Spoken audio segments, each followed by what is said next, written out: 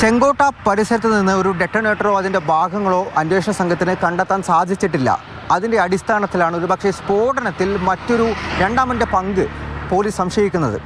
സ്ഫോടക വസ്തുക്കൾ അത് സ്ഫോടന വീര്യമാക്കാൻ വേണ്ടി ഉമർ ഗുലാം നബിക്ക് ഒരു രണ്ടാമൻ്റെ സഹായം ലഭിച്ചിട്ടുണ്ടോ എന്നുള്ള കാര്യങ്ങൾ പരിശോധിക്കുന്നു. പ്രധാനമായിട്ടും CCTV ദൃശ്യങ്ങളും അതുപോലെ മൊബൈൽ ടവർ ലൊക്കേഷനും കേന്ദ്രീകരിച്ച് തന്നെയാണ് അന്വേഷണം പുരോഗമിച്ചുകൊണ്ടിരിക്കുന്നത്.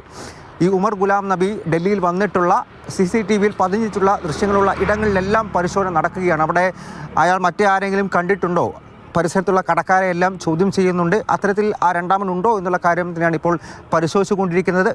ഡൽഹി പോലീസ് സ്പെഷ്യൽ സെല്ലും ഒരു FIR രണ്ടാമതായി ഇപ്പോൾ ഈ ചെങ്കോട്ട സ്ഫോടനത്തിൽ രജിസ്റ്റർ ചെയ്തിരിക്കുന്നു. അത് NIA അന്വേഷിക്കുന്ന കേസിന് പുറമെയാണ്, ഗൂഢാലോചനയുടെ വകുപ്പുകൾക്ക് ചുവടെയാണ്, അതിൻ്റെ കീഴിലാണ് ഇപ്പോൾ ഈ FIR രജിസ്റ്റർ ചെയ്തിരിക്കുന്നത്.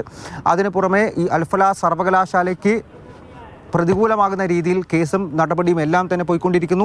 അവരുടെ ഭാവി തന്നെ പരിങ്ങലിലാണ്. 8 പ്രൊഫസർമാർ രാജിവെച്ചിട്ടുണ്ട്.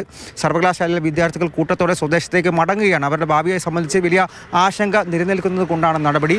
ഒപ്പം ഈ ചെങ്കോട്ട സ്ഫോടനവുമായി ബന്ധപ്പെട്ടും ഫരീദാബാദ് മൊഡ്യൂളുമായി ബന്ധപ്പെട്ടും അറസ്റ്റിലായിട്ടുള്ള 4 ഡോക്ടർമാർ, ഈ ഷഹീൻ ഉൾപ്പെടെയുള്ള 4 ഡോക്ടർമാർക്കെതിരെ നാഷണൽ മെഡിക്കൽ കൗൺസിൽ അവരുടെ നടപടി ശക്തമാക്കിയിരിക്കുകയാണ്. ലൈസൻസ് റദ്ദാക്കിയിരിക്കുന്ന. ഇനി അവർക്ക് എവിടെയും ഇന്ത്യയിൽ എവിടെയും പ്രാക്ടീസ് ചെയ്യാൻ സാധിക്കില്ല. അത് ജമ്മു കാശ്മീർ പോലീസ് നൽകിയിട്ടുള്ള റിപ്പോർട്ടിൻ്റെ അടിസ്ഥാനത്തിലാണ്.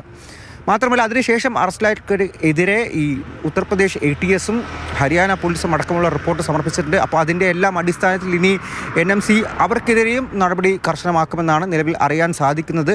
ഒപ്പം ഈ ഉമർ ഗുലാം നബി രാസവളം വാങ്ങിയിട്ടുള്ള ഗോഡൗണുകൾ ഗുരുഗ്രാമിലും ഹരിയാനയിലെ മറ്റ് ഫരീദാബാദ് ഉൾപ്പെടെയുള്ള മേഖലകളിലെല്ലാം ആ ഗോഡൗണുകളിൽ ഇപ്പോൾ വലിയ തോതിൽ റെയ്ഡുകൾ നടന്നുകൊണ്ടിരിക്കുകയാണ്. ഡൽഹിയിൽ നിന്നും അർജുൻ പീതാംബരൻ, മാതൃഭൂമി ന്യൂസ്.